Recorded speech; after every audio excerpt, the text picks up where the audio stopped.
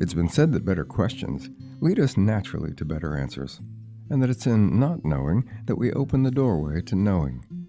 I'm Scott Lennox, and you're listening to The Beautiful Question, a consideration of things that truly matter in a complex world. For the past several weeks, stories have been coming to me more easily and more complete than they ever have. In this week's podcast, I'll share one of them with you for no other reason than for each of us to enjoy it. I wonder what stories are in you, waiting to be told and waiting to be shared. Join me this week as we step out of time and then back again.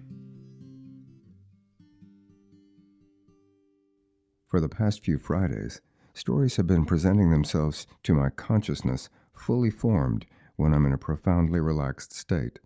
And I'm happy to share one of them with you now, hoping that if you're anything like me, you'll enjoy falling into the story and being swept along by it. Of course, I can't say whether or not you'll find some meaning or insight within it. My aim instead is to share it with you for its own sake, knowing that it's stories and storytelling that help weave our culture together. Sometimes we find ourselves the richer for it.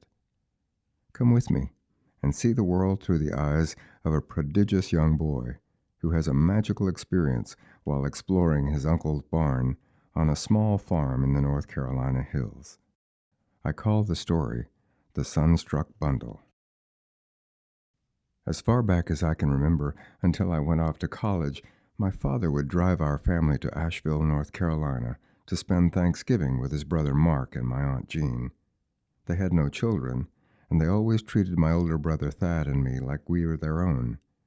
I welcomed those trips. They gave me a chance to explore the woods and the creeks at the lower end of the farm, and of course, my grandfather's 100-year-old barn.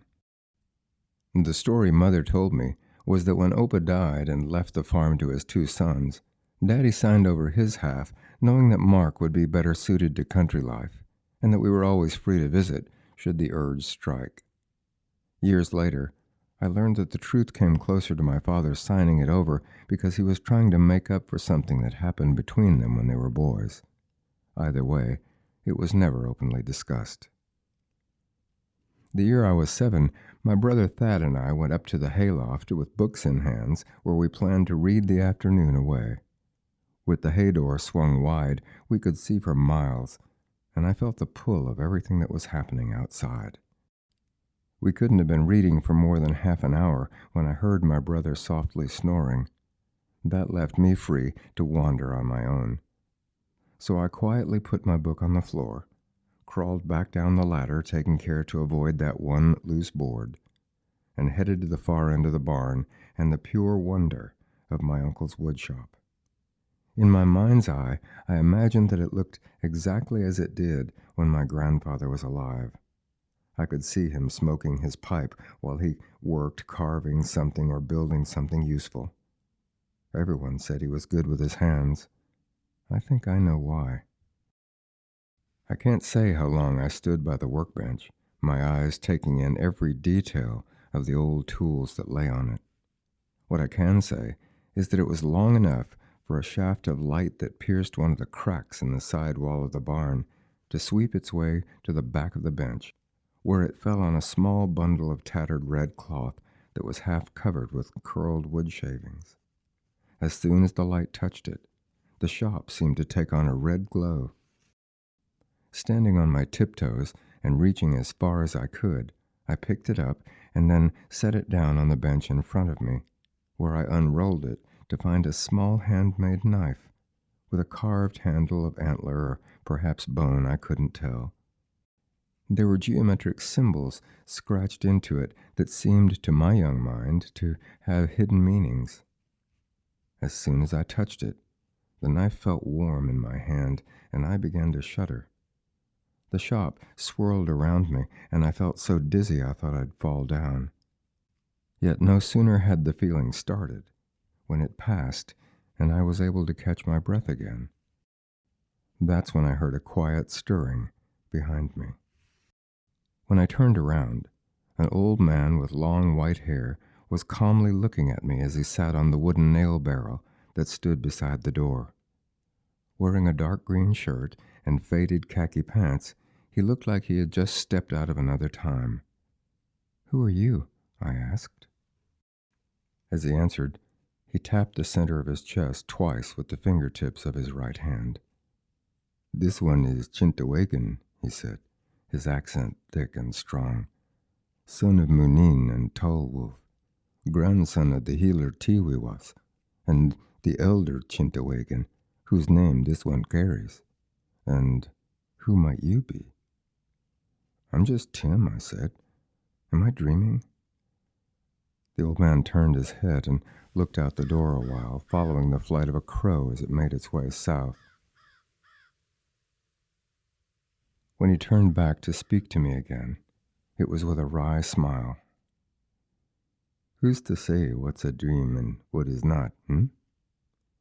As he said it, I smelled sweet smoke that was unlike anything I'd ever experienced. I closed my eyes to breathe it in, and immediately caught the image of a small, simply made shed with tendrils of smoke seeping from the cracks in its walls and roof and from around its low door. "Tanning shed," I said. "There's buckskin being tanned inside." When I opened my eyes, Chintawagan's smile had widened. "Ah," he said, "you are Raven Clan. You have the inner sight." Then, pointing at me with his chin, he said, "Close your eyes again. Tell this one what else you can see." I did as he said, and I felt a sudden chill. "It's snowing," I said. "Deep winter." The chill grew stronger, and through the falling snow I could just make out the 2 camel-backed hills beyond the woods on the far side of the creek. "This is here," I said. "I'm seeing this place, but a long time ago." "Yes," the old man said, "you are. Listen now. What do you hear?" Rocking slowly back and forth, I turned my head to one side and listened with my eyes closed. Softly at first, I heard the sound of a drum, its slow, double beat, steadily growing louder. "I hear drumming," I half whispered. "Do you?" Chintawagan asked, his voice even softer than mine, as though he was listening too. It wasn't long before I realized that I wasn't hearing a drum at all, but the beating of my own heart, thundering in my ears. There were tears running down my cheeks when I asked him, "What's happening to me?" "You're remembering," Chintawagan said. "Through the knife, the old ones have called you to yourself and to the people. Such things happen in their own time. Your time is now." For who can say how long, or in what dimension or reality, Chintawagan helped me understand what I was seeing and feeling as my history revealed itself to me. A history that includes the day my grandfather first came across that handmade knife, tightly wrapped in bright red cloth and hidden in the hollow at the base of a massive oak tree. He was older than I was, but younger than my father when he found it. His experience was much like mine, except that he and Chintawagan didn't meet in the quiet of a barn, but in the living dark of thick woods not a half a mile from where the barn now stands. "If you knew my grandfather," I asked, "how old are you?" Silent for a long time, Chintawagan closed his eyes and seemed to be attending to something within himself before he answered. "Perhaps," he said, "you're already wise enough to see that there are things in this world that are not bound by place or time." No sooner had he spoken it when I heard my brother calling out to me from up in the hayloft. I turned around to look, and when I turned back again, Chintawagan was gone, though I could still hear his voice as he spoke to me. "This one will see you again," he said. After that, his voice trailed off, and there was only the wind outside and the cawing of a crow in the distance.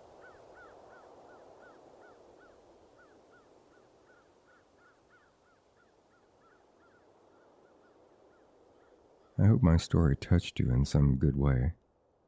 Here are this week's 2 beautiful questions, which came to me as easily as the story. The first question is this: what stories are hidden in you, waiting to show themselves to you and be told when you relax enough to let them take form? Could it be that the world is waiting to hear them? When your own stories emerge and reveal themselves to you, I'd love to hear them. As I say each week, my light with your light. Thank you again for listening. I'm always inspired by our collaboration as we work and play together, building better lives for ourselves, for one another, for the world, and for our beautiful planet home. I look forward to your comments and to your feedback. You can also be inspired by visiting my good friends at Cosmos Journal, including their online newsletter. That's KOSMOS Journal. Their mission is to inform, inspire, and engage global transformation in harmony with all life. You can easily find them online at cosmosjournal.org. And you can find my free podcasts and guided relaxation audios by searching for The Beautiful Question in Apple Podcasts, or SoundCloud, or CastBox, or by visiting the podcast page of my website at scottlennox.com. If you find them useful or encouraging, don't hesitate to share them. I'm Scott Lennox, and this has been The Beautiful Question. The Beautiful Question is a One Light production, written, recorded, and produced by Scott Lennox at Heart Rock Studios in Fort Worth, Texas, as a way of paying forward to life, being fully present, and becoming better engaged with things that truly matter in a complex world.